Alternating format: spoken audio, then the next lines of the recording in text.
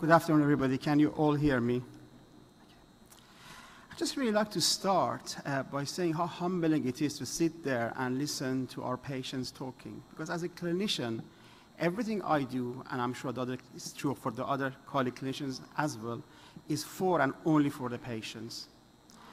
Also, this crystallizes what medicine is all about. Medicine is a science, but it's equally an art, and patient experiences, patients, what they go through really, really matters. So very, very hard act for me to follow now for the next 5 minutes, but I shall try. So I wear two hats. I'm a neurosurgeon, a clinician working in King's College Hospital in South London. I deal with patients with glioblastomas day in, day out. I'm also a scientist, a neuroscientist, obviously does research and understands research.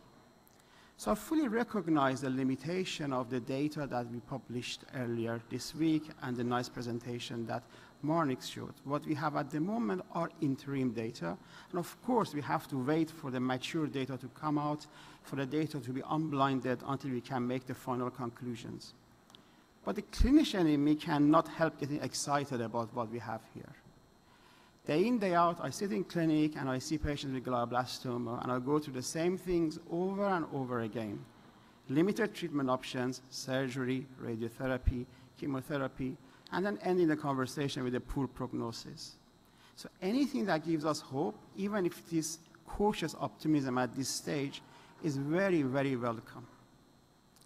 On a personal level, I've been involved with Dcvax for the past 7 years or so. And it's been very interesting times because, as I say, I work in London, so UK time and US time are very different. So my days are spent doing my clinical work, operating, seeing patients, etc.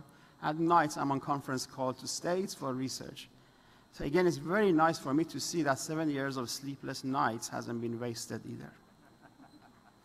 And you know, the data that Marnix presented also really very much is in harmony with my own personal experience, both in the trial and also outside the trial. So I don't think it's a one-off. I think it is what we are actually seeing, and I really look forward to the eventual final data when they come out. Let's face it, we work in a field which advancements are very slow. Really, the last very major development in the field of brain tumor management was over a decade ago when Timodal, as you call it, temozolomide, as we call it, entered into the treatment pathway. And we haven't really had anything that fantastic really to get excited about. So I think it's just about, I hope we are there with this, Dcvax.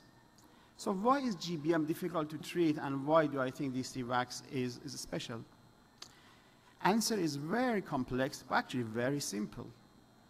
GBMs are difficult to treat because of the genetic heterogeneity, and Marnix has already alluded to that. So we now know in a patient, any patient at any given one time, the same tumor, different locations within the same tumor have different genetic characteristics, and therefore they can behave differently. Now imagine that amongst different patients, and also imagine that across time when the tumors recur. So really, in order to be able to cope with that genetic heterogeneity, we need two things, and that's, I think, what Dcvax brings into equation.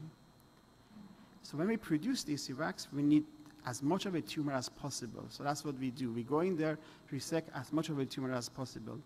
And that gives us access to the full spectrum of the antigens, proteins, all those things which are related to the genetic diversity of the tumor. And therefore, when we make the vaccine, it addresses and gets rid of that all sampling errors. We have the whole lot of the tumor. And I think that's one of the key successes of Dcvax. The other important aspect is that it stimulates the immune system. It works with the immune system. And to my mind, immune system is the most intelligent system we have available in the 21st century. Why?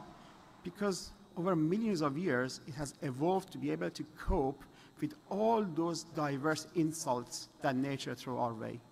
Different bacteria, different viruses, our own immune system can adapt to cope with that variability. And what better to stimulate the immune system against the genetic diversity of glioblastomas?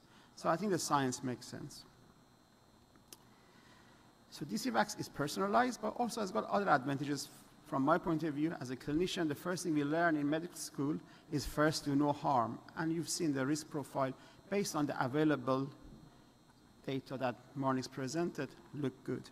And also it's very easy to deliver. It's intradermal injection, so it's actually quite easy to access and to do for the patients. So I think what we have at the moment, it is interim data. We've got to be very cautious. We have to interpret it within those boundaries. But I think it is something to be hopeful. But there's still a lot to do. We have to work towards unblinding this study. I know Marnix explained the reasons that's being delayed, but as a clinician, I'm still going to push for it because I think that's very important.